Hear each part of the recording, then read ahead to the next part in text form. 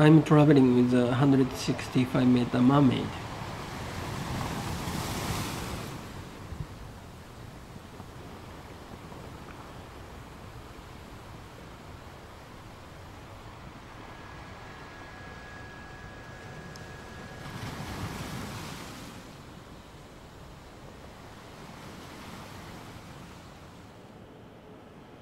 Une sirène, mesurant 165 mètres de long, s'échoua sur une plage de Fukuoka le matin du 14 avril 1222.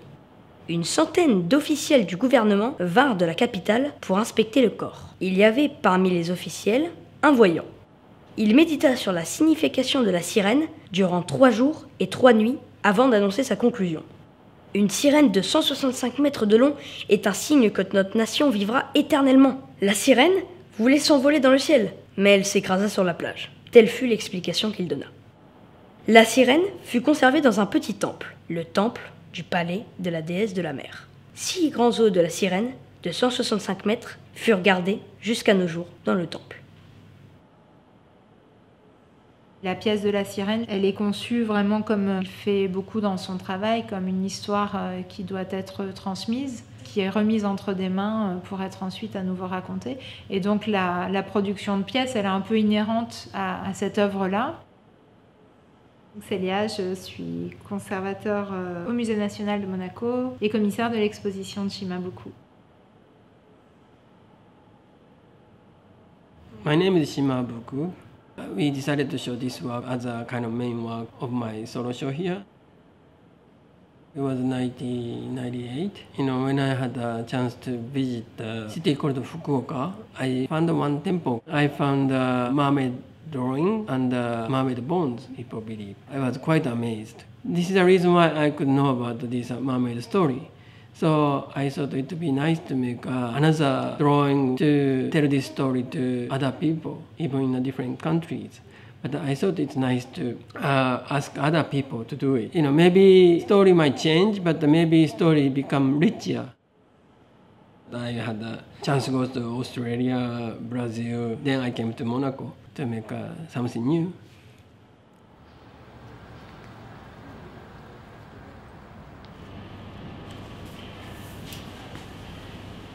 En partant d'une histoire de départ qu'il a découverte lui au Japon, il va à chaque fois l'exposer dans un nouveau lieu et générer par ses rencontres avec différents artisans de nouvelles formes. Donc c'est vraiment inhérent à sa pièce de départ que de pouvoir produire de nouvelles narrations et de nouveaux objets. Donc effectivement, je savais qu'il y avait des œuvres à produire à Monaco, ce qui faisait partie de la règle du jeu.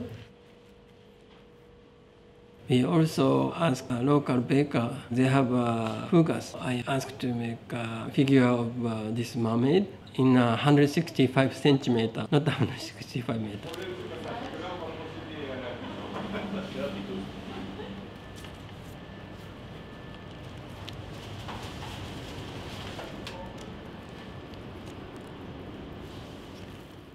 La règle du jeu, évidemment, c'est celle de Shimabuku, qui dit quand la pièce est exposée, il va falloir produire de nouveaux objets. Et après, c'est vrai que c'est venu plus de l'équipe du musée, les propositions, parce que je pense qu'on avait plus la connaissance aussi des savoir-faire locaux, des traditions, puisque lui, c'est ça qu'il demande, c'est vraiment de produire des objets qui représentent un peu les traditions locales. La fougasse, en tant que telle, effectivement, c'est en parlant entre nous, en équipe, on s'est demandé ce qui pouvait vraiment être intéressant pour son projet. Voilà, on a tous pensé la même chose, que cette fougasse monégasque qu'on retrouve finalement pas ailleurs, pouvait être intéressante pour lui, donc il a assez accroché.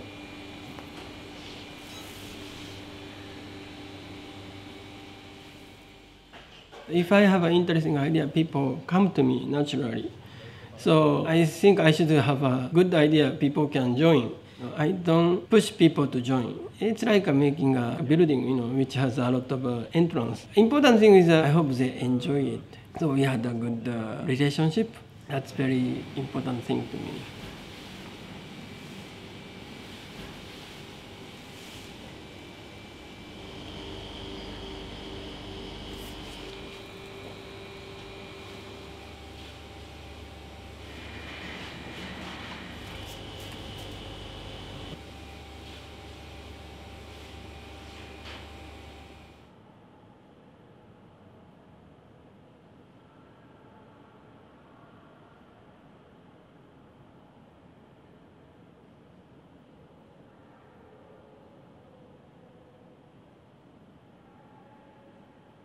La pierre gravée aussi, c'est une proposition que je lui ai faite. Il se trouve qu'à Monaco aussi, c'est une particularité, les plaques de rue sont en pierre de travertin. C'est très spécifique. Donc effectivement, c'est une réflexion qui est très collaborative sur la forme, en tout cas, des pièces.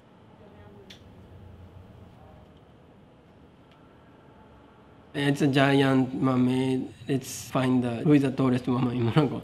I wanted to have a size of herself. We had a cyanotype print. So what is the interesting thing about the cyanotype is, they cannot record the detail, but they can record the real body print, like a footprint. So something real, physical size is there. So that is interesting to me.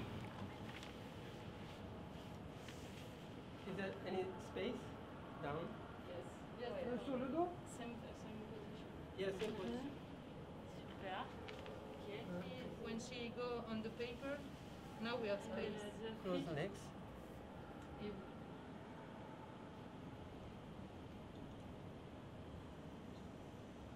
Il y a quand même un jeu au travers de l'exposition, de son titre, cette taille de la sirène, 165 mètres. Et je pense qu'il était curieux de savoir quelle est finalement la taille des plus grands habitants de Monaco. Donc voilà, il nous a demandé si on arriverait à trouver la femme la plus grande. On a passé la petite annonce, c'était assez drôle aussi. Ça permettait, comme il le voulait depuis le début, d'impliquer la population locale. Donc on a eu plusieurs réponses, ça a fait des échanges. Ça nous a permis à nous de raconter l'histoire du projet, ce qui fait partie de la démarche de Shimabuku.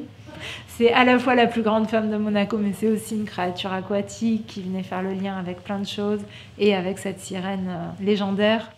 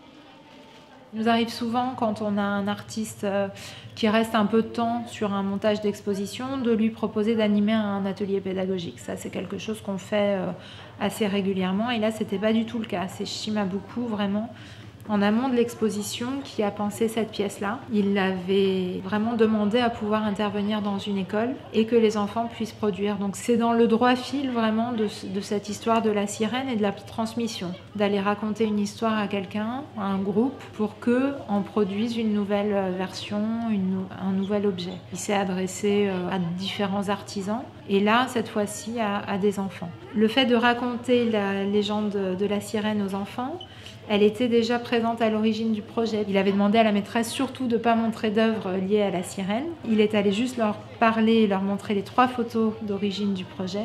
Et ensuite, ce sont les élèves qui ont produit et lui n'a touché à aucun matériau de production avec eux. Il les a juste aidés ensuite à construire le petit musée.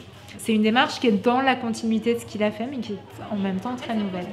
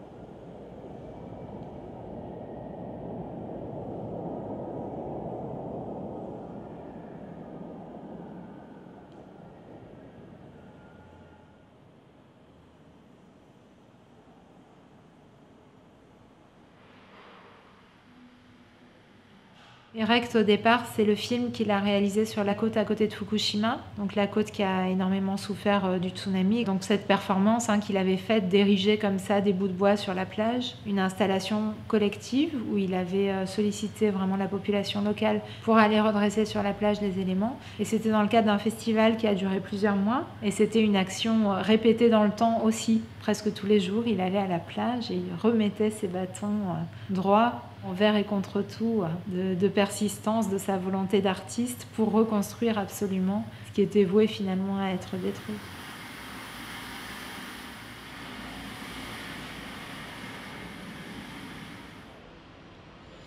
J'avais vu cette pièce dans son exposition du Crédac à Ivry et cette pièce m'avait énormément frappée quand je l'avais vue son expo. Et j'avais demandé à Shima si ça l'intéresserait d'en faire une ici. Et je pense que c'est quelqu'un qui a vraiment une faculté assez incroyable à sentir les choses et surtout les endroits et les géographies. Au cours de ses visites à Monaco, je pense qu'il a très bien capté la manière dont le paysage évolue ici et notamment comment les petites maisons 19e qui faisaient le paysage de Monaco pour céder leur place à des plus grandes constructions. Voilà, il a compris vraiment ce process de développement dû à l'étroitesse du territoire. Et donc, il m'avait dit, si tu veux faire cette pièce à Monaco, essaie de trouver une maison un peu typique du paysage monégasque du siècle dernier. Et regarde s'il y en a une qui va être démolie. Et dans ce cas-là, on fait la pièce. Et puis, on a trouvé cette maison où avait vécu l'une des membres de l'équipe du musée. Donc, il y avait aussi une histoire personnelle, particulière, affective derrière le projet qui a évidemment beaucoup plu à Shimabuku.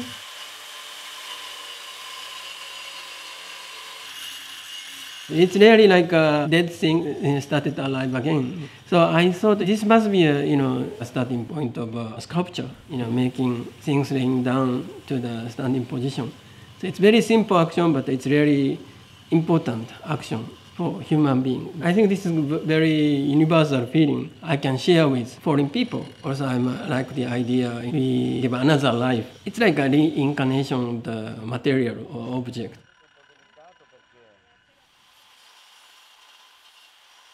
Là, c'est l'idée d'une reconstruction. Shimabuku, il parle aussi beaucoup de l'idée de renaissance à travers l'art, à travers la sculpture.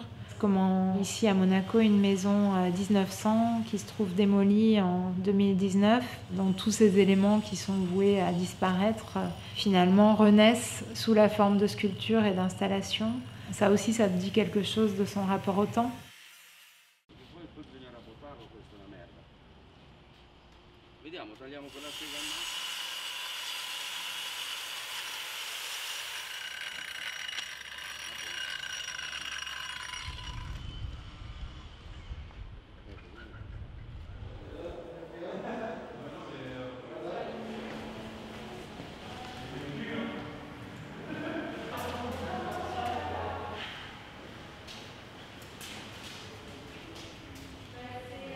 Actually, we installed together with the museum staff, not only me. So, I think they felt something also, right? They got some energy from it. I can feel it. So, I think it's very simple, but it's very important work for me. So, I think I'll do it over and over in my life.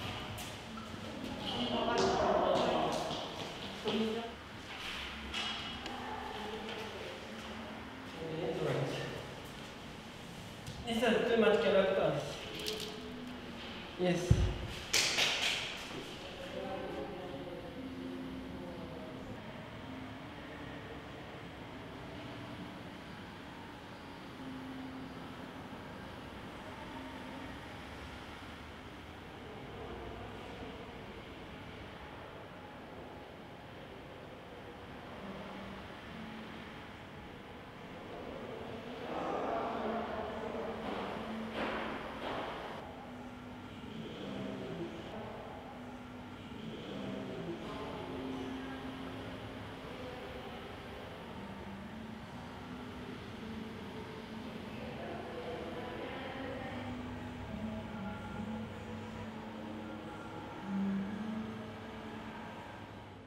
It was done north coast of Japan. They have a different flower from my hometown. So one day I found this pink flower and I asked local people. And some say this maybe come from a continent. It means Korea or China. Like a flower maybe drifted away from there to here a long time ago. So maybe I can bring them back if I throw to the sea.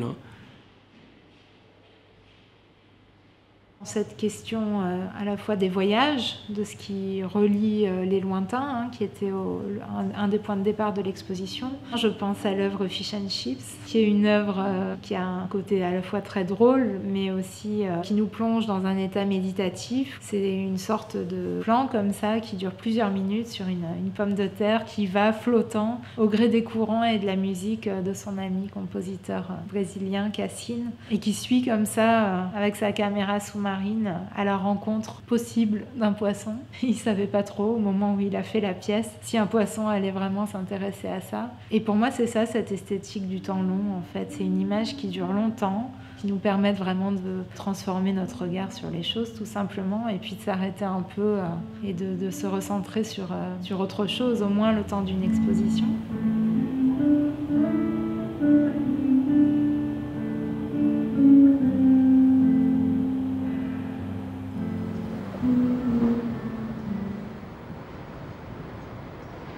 C'est un projet in situ et c'est un programme en fait qui avait été initié déjà dans une précédente exposition qui était Océanomania. C'est l'équipe du musée qui a proposé à Shimabuku de réactiver ce programme-là. Et il a tout de suite répondu positivement en faisant plusieurs propositions.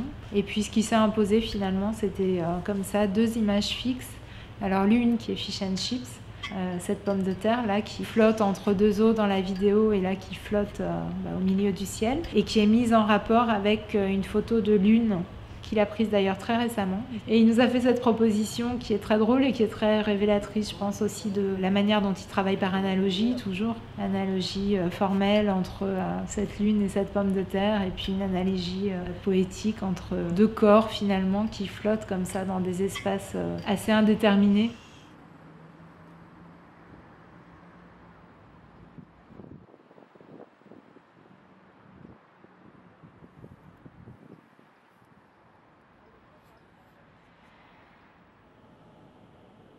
C'est une de ses photos anciennes qu'il a réalisées, donc toujours dans ce lieu qu'il affectionne énormément, le bord de mer de Kobe. Il avait choisi de se déguiser en Père Noël. Il était à ce moment-là visible uniquement des passagers du train qui passaient. Et son idée, c'est qu'il puisse avoir une vision très fugitive comme ça, d'un type déguisé en Père Noël au mois de mai, et à un moment où il fait très chaud à Kobe, et que ça puisse leur évoquer finalement Noël dans l'hémisphère sud, en saison chaude. Et évidemment, toujours dans cette idée de transmission, il raconte qu'il avait très envie que ces gens qui le voyaient par la fenêtre du train et finalement doutent un peu de la véracité de cette vision. Et il avait envie que ça devienne un peu une légende urbaine, un peu comme la sirène finalement, que ce soit raconté le soir dans les chaumières et dans les restaurants. Cette vision un peu surréaliste de lui en Père Noël. Et puis il y a un autre élément, c'est qu'il porte 2 grands sacs poubelles qui contiennent des déchets en fait qu'il a ramassés sur ce lieu. Et donc il avait passé la journée vraiment à nettoyer cet endroit-là.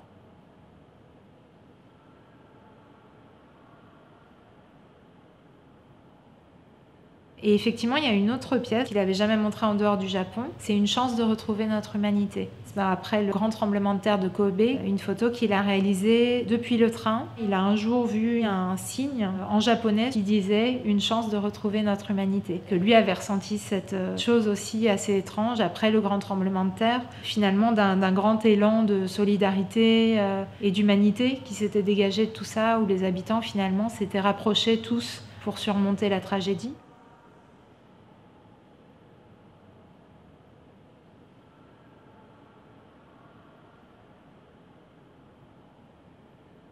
C'est une œuvre collaborative de Shima qui date de 2000 et qui a été assez peu montrée. Moi, je suis très contente de la montrer, cette pièce, ici. Et c'est évidemment une œuvre qui parle aussi du voyage, qui parle du partage, qui raconte une histoire qui se passe au fil de l'eau. Il l'a initiée en Angleterre, où effectivement, il raconte dans son texte que ce petit voyage entre Birmingham et Londres se fait généralement en 2 heures de train et qu'il a voulu la faire sur une péniche au fil d'un vieux canal et que ça lui a pris 15 jours. Shimabuku, qui avait acheté des légumes frais à Birmingham, il va mettre à profit le temps long pour les faire mariner et pour les transformer en pickles à son arrivée à Londres. Et bien évidemment, au cours du voyage, les personnes qu'il rencontre, qui viennent avec lui sur le bateau, il les invite à la fois à échanger, il leur explique un peu ce qu'il fait. Surtout, il partage ses pickles avec eux à la fin du voyage. C'est une œuvre, je disais, collaborative parce qu'il a fait ce voyage avec son épouse. qui a réalisé les dessins. Cette esthétique du temps long et du voyage qui est propre à Shimabuku, il y a aussi l'élément culinaire qui est absolument important pour lui. En ça, ça le rapproche un peu de son grand ami Rirkrit Tiravanija, qui est aussi l'un des représentants de cette esthétique relationnelle.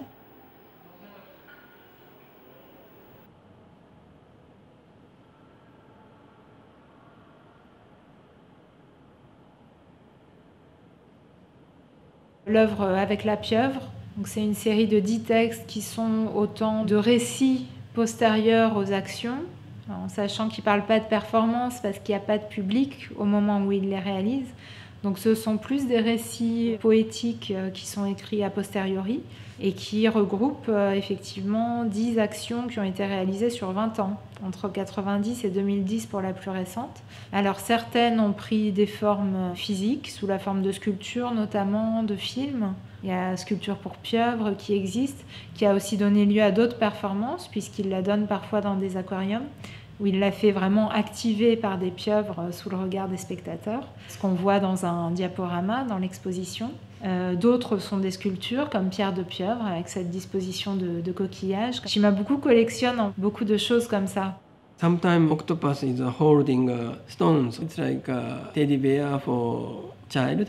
Octopus collected, then I'm collecting. Then I throw to the sea. It's like a present for the octopus to see, if they like it or not.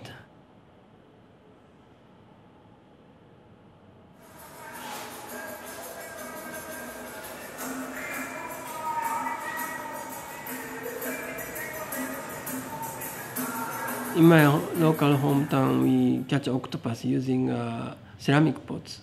There is no bait inside. We just throw this flower base for maybe more than 48 hours. Then octopus just come into it because I think they like narrow space. This is how we catch octopus. It's a different method from fishing. They don't get the damage. Ces pots qu'il a fabriqués avec un potier à Albisola pour attraper les pieuvres, lui c'est un collectionneur de pots, parce que c'est la même technique qui est utilisée par les pêcheurs de poulpes en Italie et au Japon.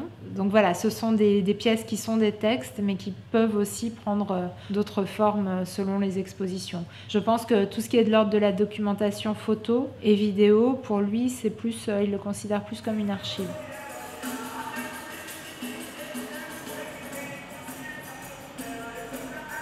That's one of my early work. Decided to bring a local Kobe octopus to Tokyo, then coming back alive. That was my mission. The place I grew up, my hometown Kobe, is very famous about octopus. For me, it's very local material ingredients. I should deal with a local specialty. Octopus looks very smart, and maybe they remember about this trip, and I'm interested in that.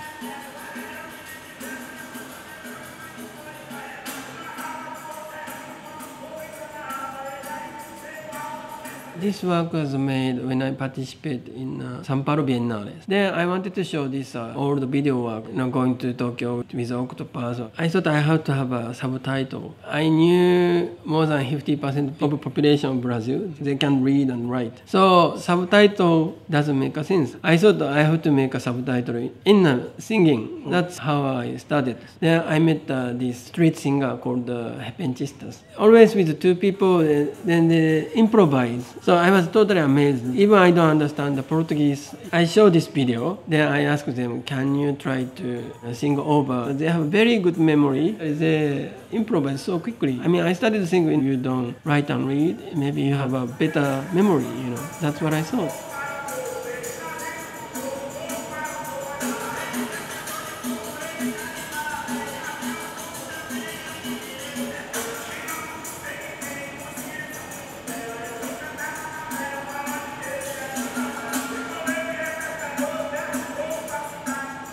Il y a quand même cette notion d'esthétique relationnelle, ce qui correspond, je pense, particulièrement bien à son travail. C'est-à-dire c'est vraiment cette esthétique de la relation et du lien entre les gens, et pour Shimabuku, pas que, entre les espèces, entre le monde humain et le monde animal, et réciproquement. Donc je pense que c'est peut-être quelque chose qui caractérise tout particulièrement son travail. If I can do something with the local story material, with the local people, that would be fantastic. Something I can do only here, only with people here, I mean, there is a word called site-specific art, but that's also people-specific to me.